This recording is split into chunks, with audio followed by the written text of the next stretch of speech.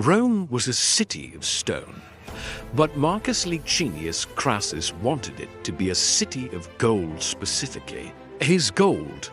In the 1st century BCE, Crassus wasn't just a politician, he was a predator. He had built his unimaginable wealth through a twisted fire brigade scheme. When a building in Rome caught fire, Crassus would arrive with his private army of 500 firemen and refuse to put out the flames until the panicked owner sold him the property for a fraction of its value. He grew rich off the smoke and ashes of his own neighbors. But for Crassus, being the wealthiest man in history wasn't enough. He looked at his rivals, Julius Caesar and Pompey the Great, and felt a burning envy. They had military glory. They had conquered nations. Crassus only had ledgers and coins.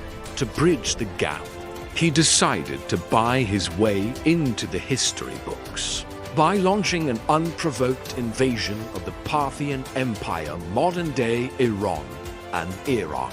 He ignored the warnings of his advisors and the omens of the gods. He didn't see an empire. He saw a giant, golden vault waiting to be cracked open.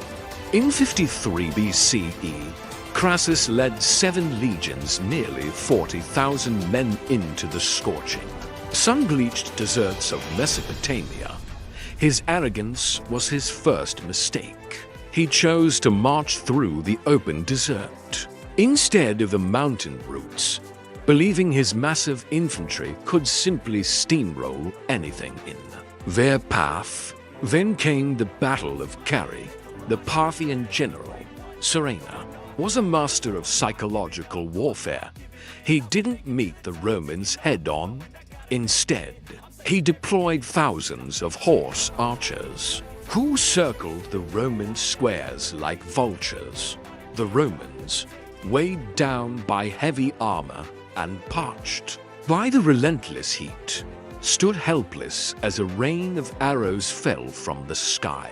Every time the Romans thought the Parthians were out of ammo, camels appeared on the horizon, reloading the archers with fresh supplies. Crassus watched in horror as his son, Publius, was cut down.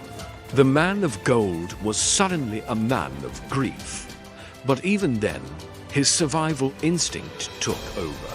The Roman army collapsed into a chaotic retreat. Karma, however, has a way of settling debts with interest. Crassus was captured during a parley that turned into a bloodbath. When he was brought before General Surenna, the Parthians didn't just want to kill him. They wanted to send a message to the greed of Rome. Legend says that Surenna looked at the trembling, elderly billionaire and said, "You have spent your life thirsting for gold. Now, you shall have your fill." The Parthians took the very gold Crassus had spent his life hoarding. They melted it down in a crucible until it was a glowing, liquid fire, while Crassus was held down. The molten gold was poured down his throat. The very substance he had worshipped became the instrument of his agony. His head was later severed and used as a prop in a Greek play, a silent, hollow mask of the man who thought he could own the world. Crassus died as he lived consumed by the weight of his own wealth. He sought to buy glory, but he only purchased a legendary execution.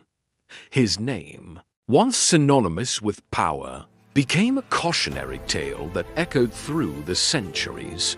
The more you take from the world, the more the world eventually takes back. History shows that power bought with greed never lasts. Crassus had all the money in the world, yet he died for a desert he didn't understand. Was his end a justified act of karma? Or was he simply a victim of his own ambition?